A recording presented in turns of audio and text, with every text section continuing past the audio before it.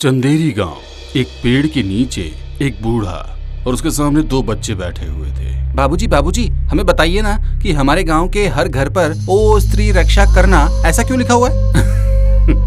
बच्चों, मुझे तुमको ये बात बताना ठीक नहीं है, कहीं तुम लोगों के दिमाग पर डर ना बैठ जाए। कैसा डर बाबूजी, बताइए ना।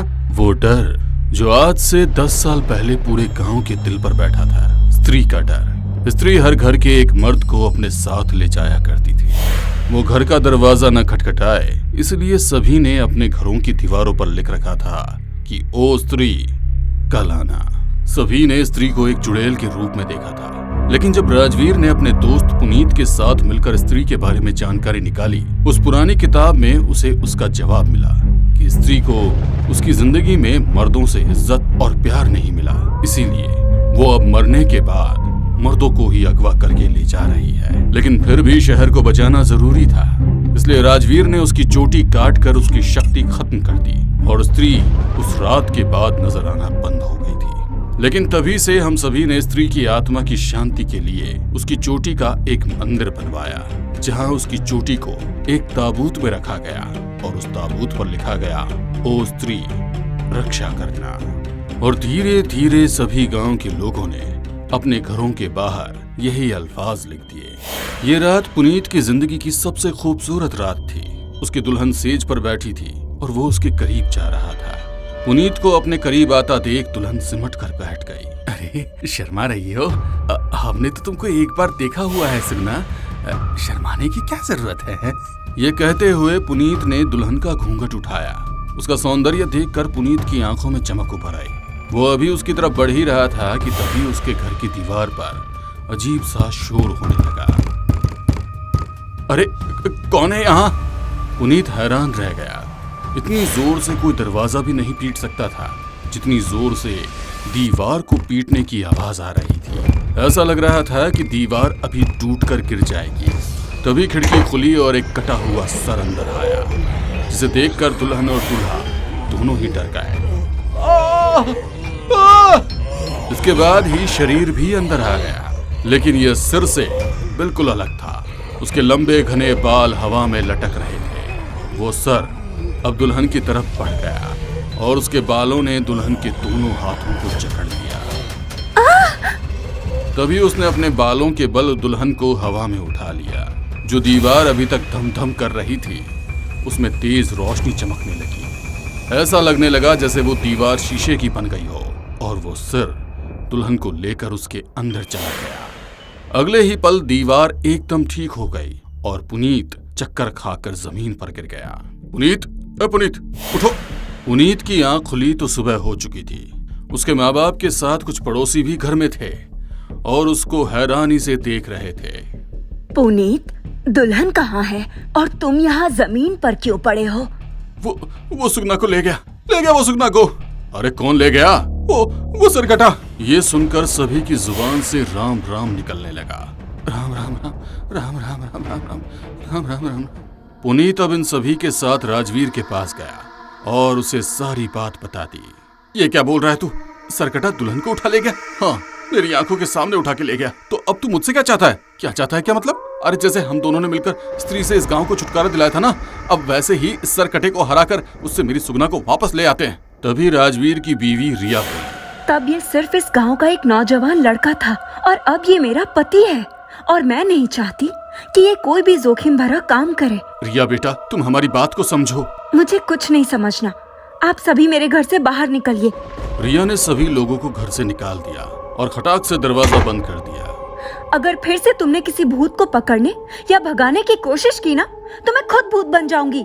ये कहकर उसने चादर तानी और सो गई। राजवीर को पुनीत की फिक्र हो रही थी, लेकिन अपनी बीवी के गुस्से के आगे वो मजबूर था। रात तकरीबन 3 बजे रिया की आंख खुली। उसने पास में रखा हुआ पानी का गिलास उठाया तो वो खाली था।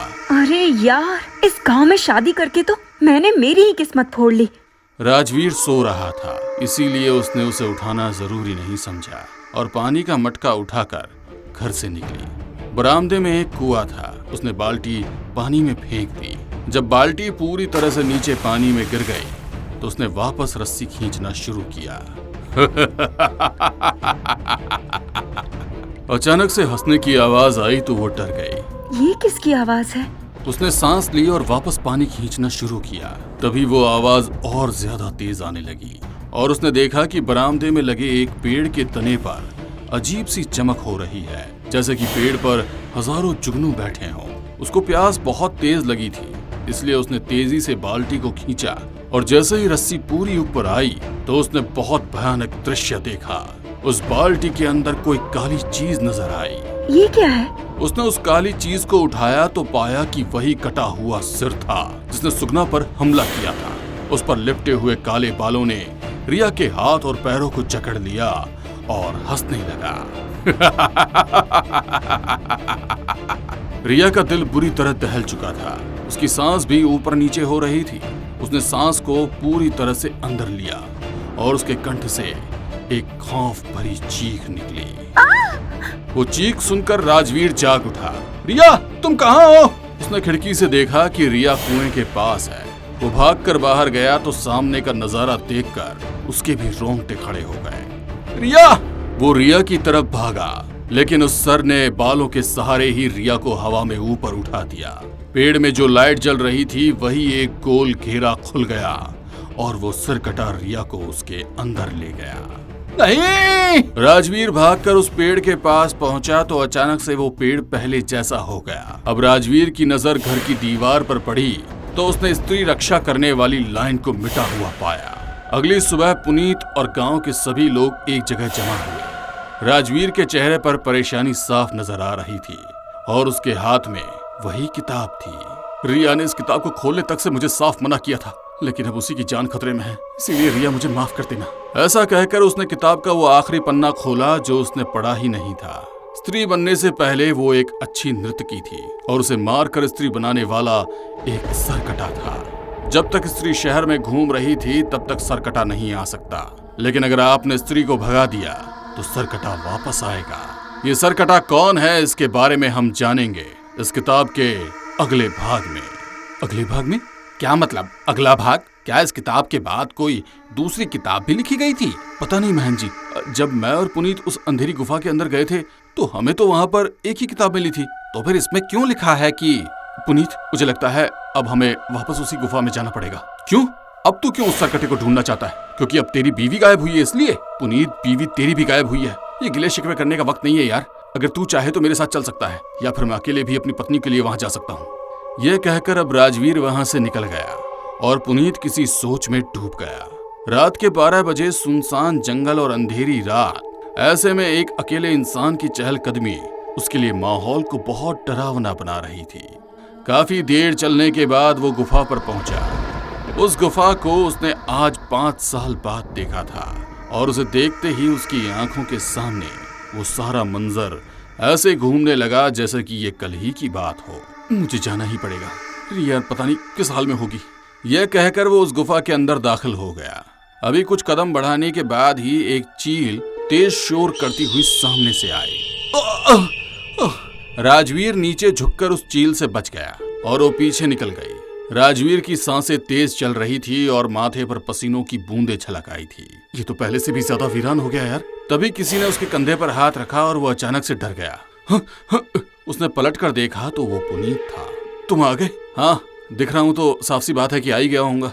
मैं सच में उस रात तुम्हारी बात सुनने वाला था, लेकिन बस अब आगे चलो, कहीं दूसरी चील ना आ जाए। ये दोनों अब आगे बढ़ते रहे। कहीं कोई मरा हुआ जानवर मिलता तो जिसके मांस को चील कौवे खा रहे थे, तो कहीं मानव कंकाल की हड्डियां मिलती, लेकिन फिर भी ये दोनों हिम्मत करके आगे बढ़ते रहे। आखिरकार ये एक जगह पहुंचे जहां एक बक्सा रखा हुआ था। यही वो बक्सा था ना जिससे हमने वो किताब निकाली थी? हाँ, यही था। राजवीर ने उस बक्से को खोला तो उसके अंदर उनको एक काला कपड़ा रखा हुआ मिला। ये वही कपड़ा है जो उस किताब पर लिपटा था, लेकिन वो दूसरी किताब इसके अंदर नहीं है, तो कहाँ होगी? ये कहते हुए राजवीर ने उस कपड़े को उठाया और उसके नीचे उनको एक चाबी और एक नक्शा नजर आया। अरे ये तो हमने देखा ही नहीं था। इन दोनों ने अब उस नक्शे को ठीक से देखा जो दिखने में काफी आसान था। ये नक्शा तो इसी गुफा का है और इसके हिसाब से हमें अभी और आगे जाना है, पर ज्यादा दूर नहीं है। ये दोनों अब गुफा के थोड़ा और अंदर गए। जितना अंदर ये जा रहे थे उतना ही अंधेरा और बढ़ता जा रहा था, लेकिन इन्होंने अपने कदमों को नहीं रोका। और आगे बढ़ते रहे। आखिरकार वो एक कोने में पहुंचे जहां पर एक और बक्सा रखा था, लेकिन इस बक्से पर एक ताला लगा था। ओह, तो ये चाबी शायद इसी ताले की होगी। हाँ, इसे खोलते ना। राजवीर ने जैसे ही ताले को हाथ लगाया, जमीन जोरों से हिली और तेज शोर करते हुए काफी सारी मिट्टी छत से नीचे गिरी। इसमें जरूर कुछ होगा। राजवीर ने हिम्मत करके ताला खोला और ढक्कन हटाते ही उन्हें एक किताब रखी हुई नजर आई। सरकटा भूत स्त्री भाग 2। तो यही वो किताब है जो उस किताब का दूसरा भाग है। राजवीर ने किताब जैसे ही उठाई तो गुफा के अंदर भूकंप आ गया। अरे ये क्या हो रहा है? तभी कुछ बड़े बड़े पत्थर छत से नीचे गिरने लगे। भागो! ये दोनों गुफा के मुंह की तरफ भागे। धीरे धीरे पूरी गुफा ढह रही थी और अगर ये एक कदम भी रुकते तो उसी में दबकर मर जाते। ये दोनों गुफा से बाहर आए और पूरी गुफा तहस नहस हो गई। इन दोनों की सांसें तेज तेज चल रही थी। कुछ देर इन्होंने सांस ली और उसके बाद ये गांव में पहुंचे। चौक पर सभी पहले ही इनका इंतजार कर रहे थे। स्त्री के मरने के बाद ही सरकटा भूत वापस आएगा, क्योंकि उसी की वजह से नृत्यकी की मौत हुई थी और मरने के बाद वो स्त्री बनी थी। वो सरकटा भूत अपने जीवन काल में चंदेरी गांव का राजा हुआ करता था और उस राजा का इस नृत्यकी के साथ क्या संबंध था, ये हम जानेंगे इस किताब में। आगे की कहानी जानने के लिए इस कहानी का अगला पार्ट जरूर देखें।